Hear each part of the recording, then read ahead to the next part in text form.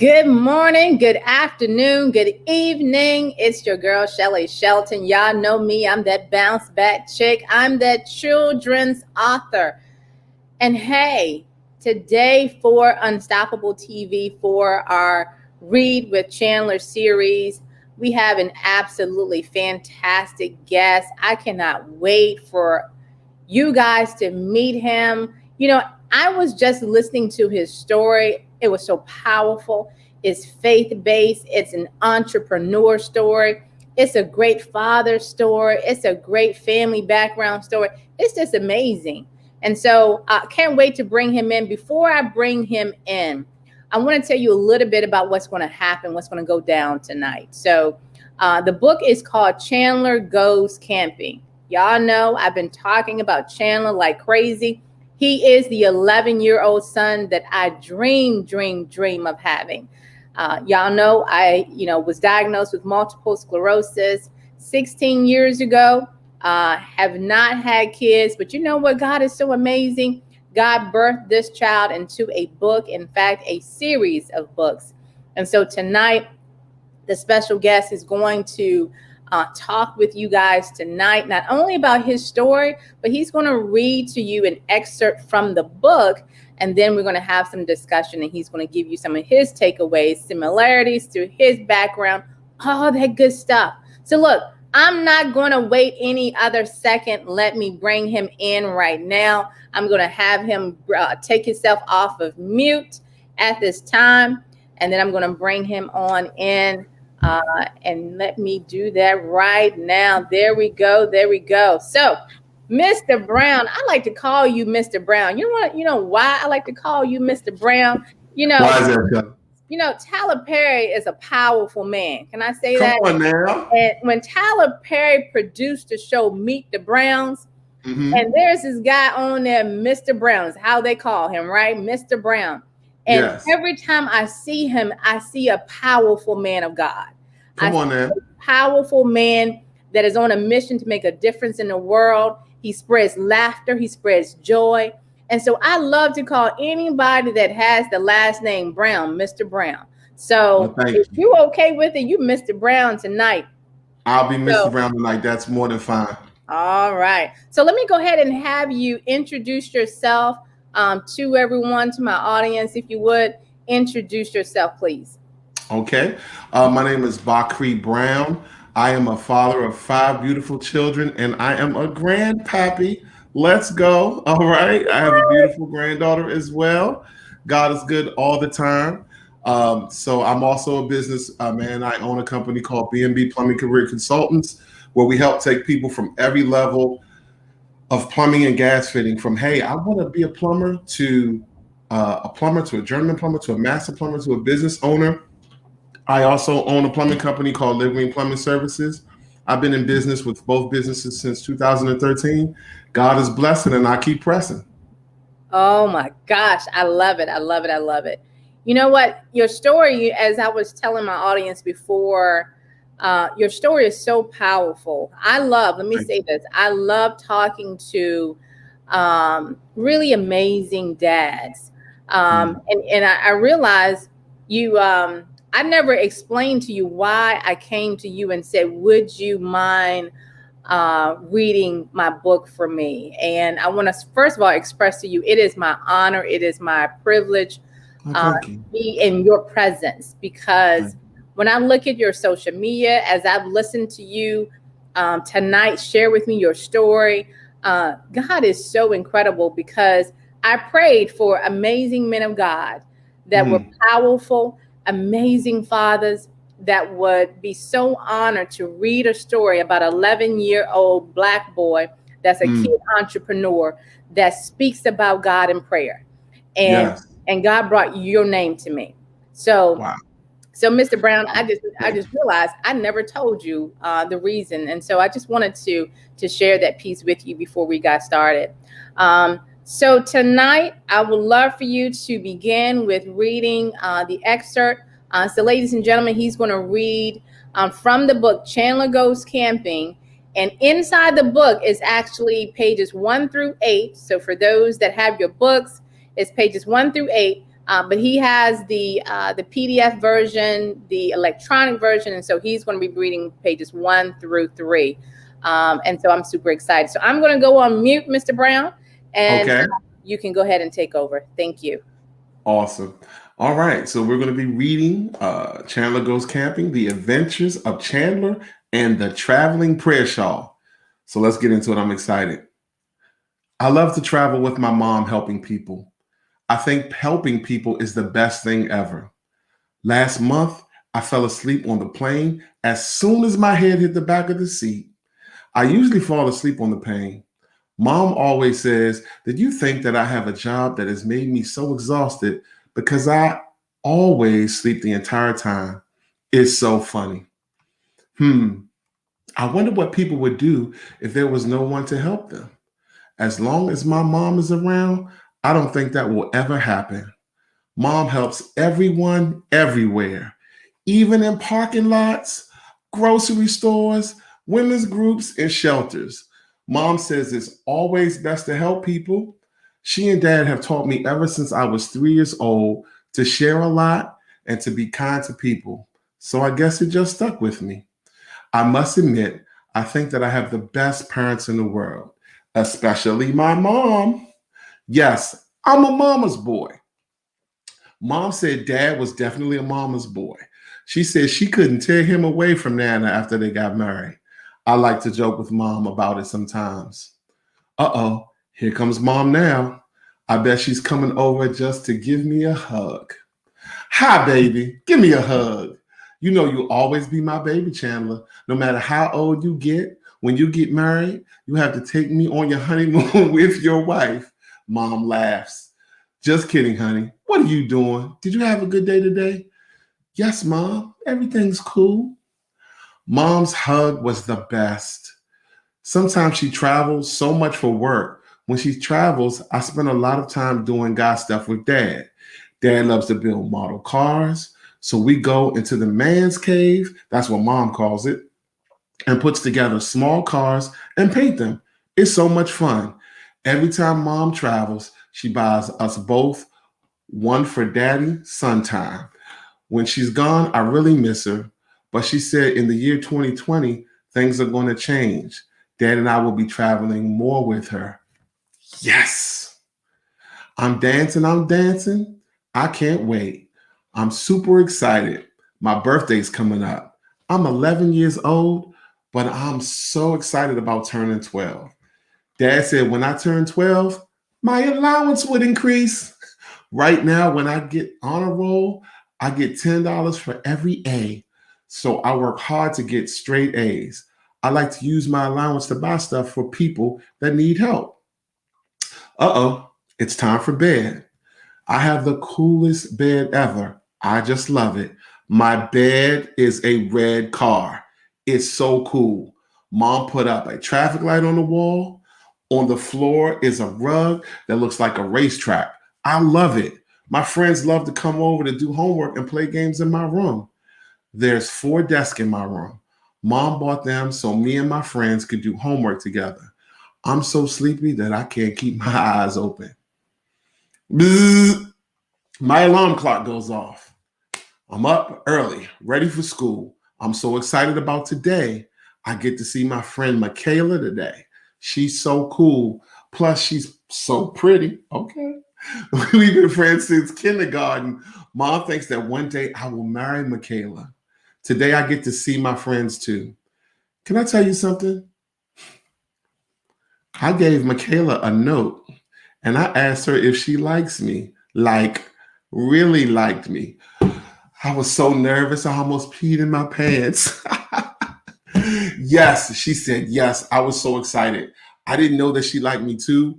We are now boyfriend and girlfriend. Oh no, I'm freaking out. I don't really know what that means. I think it means that we can hold hands. Mom allows Michaela to come over when she's home and we do homework together. Hold hands and give each other goo goo eyes. She is my best friend. We can talk about anything. One day, Mom gave us 2 boxes of Cracker Jack popcorn. Inside, mine was a ring.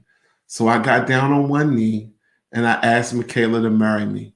She laughed so hard. I was focused on her smile though. She said, Chandler, if we are best friends when we get older, I will marry you. Wow, I thought, I'm definitely going to work on staying friends. She's so cute. She's my bud. Even when I don't feel well, I can always call her. She comes over and mom shows her how to give me a thermometer and bring me water and orange juice. Then she places the prayer shawl on me and I always fall asleep. You remember about the shawl, right? Well, it's a blanket. Mom always calls it a shawl, so I just started saying it too. But it's a blanket. Oh, I didn't tell you? Well, in Mom's last book, The Adventures of Chandler and the Traveling Prayer Shawl, I introduced you to the prayer shawl. Okay, tell your mom to buy the book.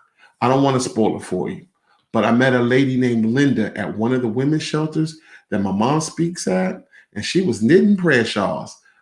I like to call it a blanket. While she knitted, she prayed at the same time. So mom bought some of them. I bought one from mom. I bought one from mom and I gave it to Aunt Keisha. Aunt Keisha was so sick with this thing called cancer. And it made me so sad to see my aunt feeling bad. I just wanted to make her feel better. I gave it to Aunt Keisha. She loved it. She took it everywhere with her. She took it to her doctor's appointments, her trips, her jobs, everywhere. She started feeling so much better. But oh wow, today is the day. I feel like dancing. Yes, today is the day I'm going camping. I'm going camping with my friends Kermit, Sam, David, Marlon, and Vernon. I never ever camped before. I was excited about it until my mom told me I probably wouldn't like the bugs. She hates bugs. I'm heading into my room to pack my backpack. I hate packing for family vacations, so I know I'm going to hate packing for camping. Wait, what's this? There's a package with a bow on it in my room. It looks like my backpack is already packed too. I take off the big gigantic bow. Wow. Mom just surprised me with the Philadelphia Eagles tent with my name on it, Chandler. The Eagles are my favorite football team. I love it, and I'm really excited now. I cannot wait to tell my friends at school today what mom got for me our camping trip with them. Mom drives me to school. I'm so excited, guys. I apologize.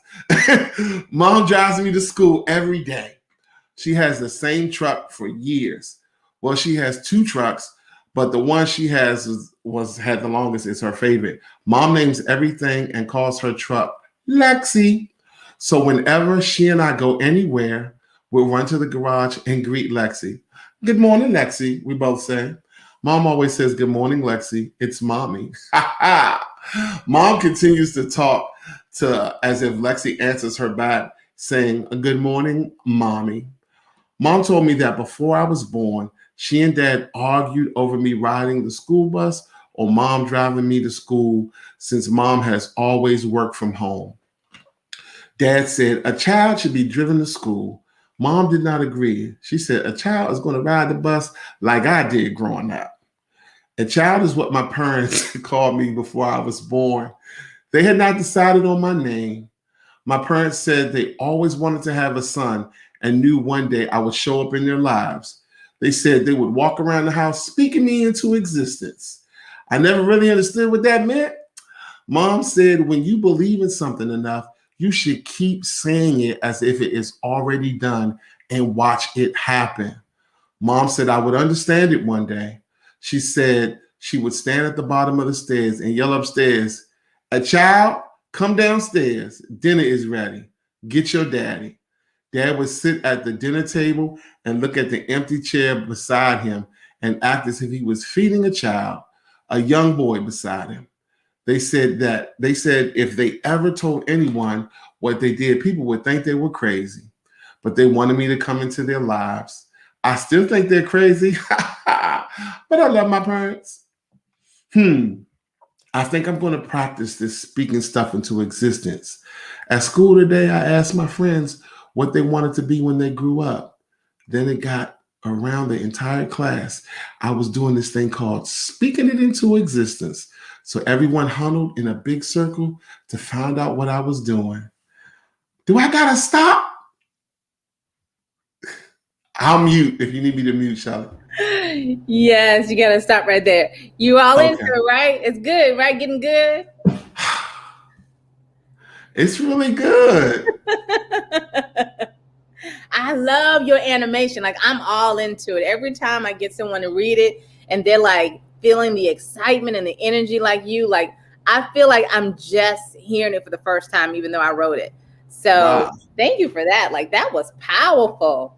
Well, So- well, first of all, the book is amazing, right? Thank you. And my whole life when I read, I always try to read from the perspective of who I'm reading from, right? Because that puts me in the book. It puts me in the mode.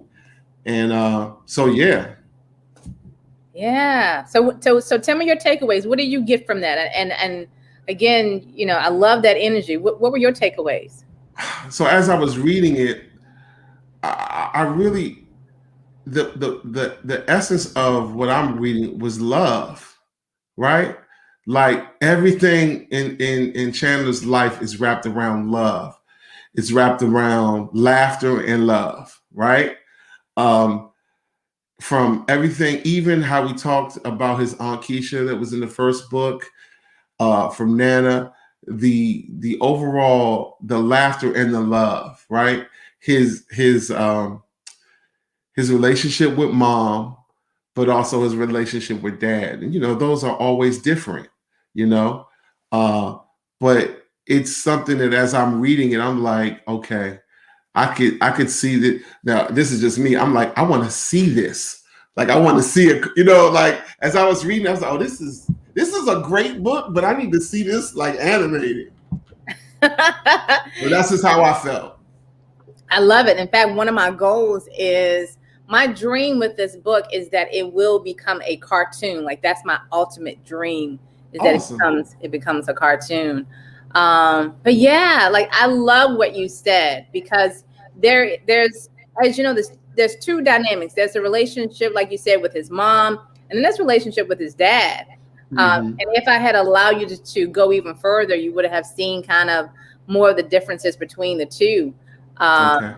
But so tell us about your similarities growing up in comparison to what you just read. Any similarities or differences? Well, absolutely, there's some similarities. So I kind of understand Chandler. Growing up, it was me and my mom. My mom had me, and then she got married at 4. My biological father, he was not in my life at the time. So my mom had me, and she got in church, and she met this amazing man, Keith Brown, and she met my dad at 4, and they got married when I was like 5.5, right? So I was basically a mama's boy, I'm 49 years old. I remember looking at my dad like this, right? But he showed me a lot of love. He showed me discipline. He showed me a lot of love. He would walk me around the streets and introduce me as his son, not his stepson. He took me all his, he was a Christian man, a deacon, a person of faith. He would take me everywhere and say, "This is my son Bakri. This is my son Bakri. This is my son Bakri," right? So we had a great relationship, but me and mom, I'm oldest, like Mom Dukes. Me and mom, we have our own relationship from, even to this day. My mom is 71. I talk to my mother basically Monday through Friday. I give her the weekend to be with her little husband. All right. But I'll give her a call every day, because there's a value there that it's just an amazing dynamic as a son and a mom. It's amazing dynamic. And ironically, you kind of captured it. You know what I mean?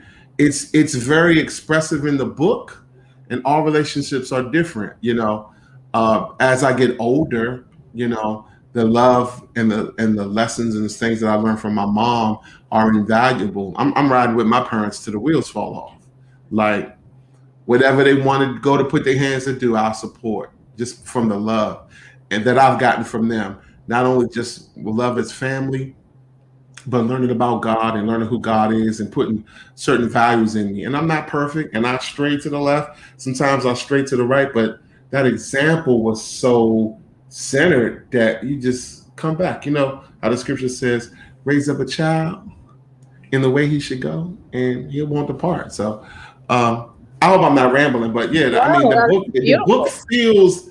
feels good, and it's similar to my life because, like I told you, Shelly, I could do the books of the Bible before I was like Chandler's age, Genesis, Exodus, Leviticus. Like we would have these games in our church because I came up in the church that like somebody would call out a scripture and it would be a game that we would play, and you'd have to find it in the Bible, stand up and read it before everybody else read it, and you would like win $1 or whatever have you. It was just like a Bible game. So seeing the things that he's learning early, and that's one thing that even I want to be a better parent at. As my children, my younger children are 13, 15, and soon to be 17. I want to make sure that I'm giving them God, not just praying at them or praying with them, but that's something that you really captured that I love. The teaching how to pray, the speaking into existence. I think this book is really good at showing people it's more than okay to have these conversations with these kids. Because when I was younger, I grasped it. You know, I could understand. I could really understand. My father was a Bible class teacher, so I don't know, but I like the fact that he's introduced to that, and that's a part of his life. But he's still a kid. He still got a crush on Michaela. Okay, I was just look. I'm reading through it like I hadn't read it, and I'm like, Michaela coming over to the house. Is mom in the house? Google eyes. I'm like, okay. I mean, Yes. But did you see the part where he says mom allows Michaela to come over if mom is at home? I did read that. Okay. Yeah, Okay. I read it. I did read that, but I just thought that, and I think I think it's invaluable that sometimes there's not a balance, right, in life, right? You're either too just focused on your life with no God center, or you could grow up in a family that's so God centered, but you don't have life. And so I like how you wrote this as a kid that kind of is, you know, just figuring out life, but God is a part of his life. I think that's dope. Yeah. Yeah. Yeah. If I had allowed you to read further, you would have read more about what happens with him using the prayer shawl. Mm. It's referenced several times, and he calls it a blanket, and his mom calls it a prayer shawl.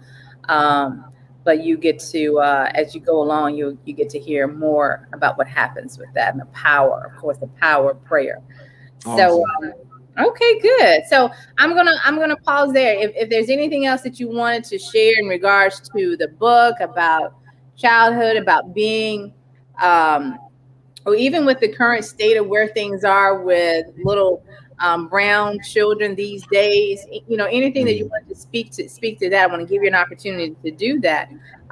If not, then I'll head in the direction of us learning more about you and your business and how I can help you with what you have going on. So, well, I'll say this: the book kind of gives, and just from a man's perspective, right? There's always this male kind of, I don't want to call it an ego, but there's this hardness, right? That you got to kind of, especially being black and brown in this particular country, we can't have illusions that there's got to be a hardness there, right? But the book, I think, gives a peek into most of the men that I'm associated with, Shelly, are like his dad. They're active. I've posted this before, but I can't call a guy on my phone that is not a father in their child's life, whether that child is 30, that is like, so, there's a myth that we don't exist. There's a myth that, we are a unicorn, and we're not. Anybody I deal business with that like I said, black or brown, these men are fathers. These men are training their kids in their businesses. I have a son that's in AAU basketball. I have a daughter that models. I have another daughter that dance. I'm surrounded by black fathers that are in their lives, and I'm blessed in that regard. So this book gives a peek into that, and if there's somebody that doesn't have that experience, sometimes you just need to see it, hear it, read it, and be able to open up yourself to that experience. So I tremendously love the book. It does bring me back to my childhood because, like I said, I grew up in church. I mean, my parents, when they found the Lord, I mean, they found the Jesus. You hear me? Amen. Monday night Bible class, Wednesday night Tarian service, Friday night prayer service, Saturday church service, Sunday. Now, when they got older, that zeal for God, right? So I was just in the back of a station wagon going to church. All my friends went to church, but I'm 49 because of that. Do you understand what I mean? Like I wouldn't have made it. I'm not perfect, but my default setting is when it all is going down, when it is all crashing around me, I go here. I don't go, like I'm like, wait, whoa, whoa, whoa. Everything is crashing around me. But because of how I was raised, that center brings me here back to God, right? So that was invaluable. I had a conversation with my mother the other day, and we were talking about life and finances and things. And I said, Mom, you understand I can't repay you for what you and Dad did for me. There's no amount of money that I could give you, whether I do all the dreams that you want. There's not a house, there's not this, that, third, because being able to know what family is and to know who God is the perfect balance. And I think you capture that with this book. I'm excited about the series. I need to read every time a book drops. If you need me to be a character on the animated series, you got it. So I just want to encourage people to, introduce their kids to life, to camping, to love, to everything, and be the type of parent like Chandler's parents that let him, taste life and still give him God. I think it's perfect. Awesome. That's all I have. Oh, I love it. I love it. Later at the end of the book, Mhm. Chandler becomes a kid entrepreneur. So you hear a piece of that, and so that's another piece of who you are. So I think that's Yeah. another reason why God said you are one of the individuals that needs to read this book. So praise God. Um, Right. so let's talk more about you. I want to give you honored me with reading my book. It's so special to me. I share with the whole world. I'm divorced. I'm single. And the things that matter to me are the things that give God his props. Like, God is so amazing. And so this book is a testament to what happens when you, one, believe and have faith and trust. Um, Yeah. and so I want to take a step back and let's talk a little bit more about your business. How did you get started? So I always say when people ask me how did I make it, Shelly, I always say I was just dumb enough to listen to my parents. I know that sounds crazy, right? They were like, "How did you get into the trade?" So by definition, I'm a plumber and gas fitter who has morphed into a business person, right? So I was young. I was in my early 20s. I didn't know what I was going to do with my life. I was cashiering at the zoo. Yes, it's funny. I was a cashier at the zoo. You come to get some popcorn and peanuts. I was there. And my father was a pastor and he was an entrepreneur. He had his own painting company. But my uncle, who was also a minister, he owned his own plumbing company. So my dad said, "Hey, you should go with your uncle. You used to work in the summers with him. Go learn the trade." So, Shelly, I'm gonna be honest with you. In my mind, at 20, I was like, "I'm gonna go do it. But if it don't work out, it's your fault." I was dumb. I was naive. So I got into plumbing that way, and it was the best thing for me, right? Because I got to see another person of color be an entrepreneur, right? I didn't know what I was learning at the time, but I learned an awesome trade. I am a big proponent of um, the trades, and the reason why I am is because I think we do a disservice to our young people when we only offer them college.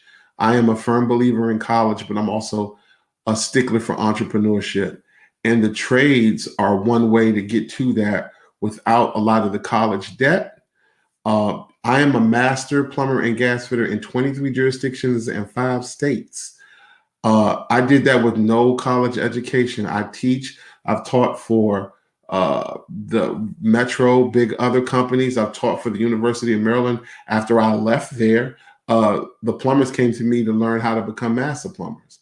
So I'll just say I got started by just being dumb enough to listen to my parents, and then I started to.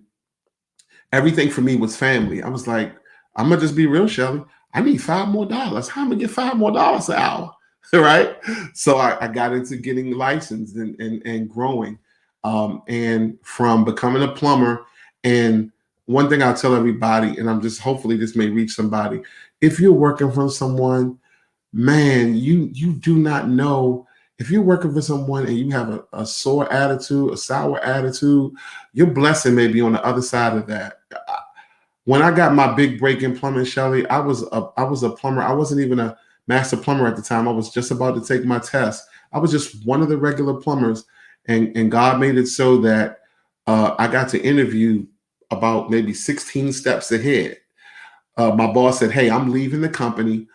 They want to know if anybody in-house can run this $4 million division. I suggested you, and I suggested someone else." And he said, "Yeah, you got an hour to interview for this 6-figure position." I was like, I went in the bathroom and I prayed and I said, "God, you know what you're doing. Just give me the words to say." And the Lord blessed me, and I was able to get this position, and I learned how to run a business. You know, it was like my college for me, because I didn't go to college. I didn't do business school. Well, the Lord sat me down like he sat Joseph down in charge of something, right?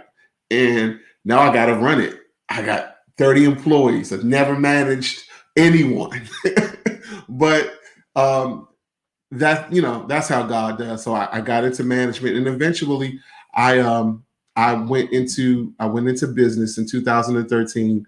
I started a teaching company, and I started a plumbing company, and we grew that plumbing company from just me and my partner to about 20 employees. At the height before Corona, we had like 20 employees and about 12 trucks on the road. So that was the plumbing company. And I'm more proud about the teaching, because I've been able to get guys out of shelters and get guys who, we went to Some Others May Eat. We would go to So Others May Eat, and they would give them general training. And then I would bring them into the company, and I would teach them how to do plumbing. And some of them stayed with me, and some of them went on to do big things. And when I see them, I love on them, and they can take care of their families. I got people that have houses now because I helped give them that trade, that they on Instagram, they stunting, they on the island, but I was able to help them. So, my teaching business is my biggest passion, because I really want to get people in the trade, because not only is it an honorable thing, it's a skill that no one can take it from you. Right. If you can do any trade, electrical, carpentry, plumbing, you can go to anywhere in the country. When Texas happened, Shelly, my phone rang off the hook. Wow. I had friends down there. I was trying to tell them. I said, "Brother, I'm not coming down, but let's FaceTime. FaceTime me. I'll try to talk you through. it." But I think there needs to be a renaissance with that, and that's what I do with B&B Plumbing Career Consultants. I got like one saying: every year I want to advance your career. So if you're somebody that's just interested in getting plumbing or getting into gas fitting, fine. If you don't want to get into plumbing, you want to get into electrical, I have friends, partners, other brothers that God has blessed, successful like myself, own electrical companies. I just want to see us doing something. Amen. And that's that. I love it. I love it. I love it. I love it. You spoke to the educational component, and yes. I love that. I love the teaching component with it all. You are definitely a blessing. You're a walking blessing. Thank you. Thank you. God bless you. The things you have shared, your dreams, your goals with your business, how you got started. And I'm sure your future is even bigger than you can even imagine, just because of how God is using you. So I love it. I wanted to, before we pop off, you were speaking to the educational piece. Yes. The book with Chandler, it also has a curriculum guide Oh, that that's amazing. actually helps with math, science, social studies, English. Um, you know, basically a blueprint to how you can utilize this book to continue to be successful, similar to how you are setting your team up to be successful, to Yes. continue to move forward and even bring on board additional people that you can impact in the future. So I absolutely love it, love it, love it, love it.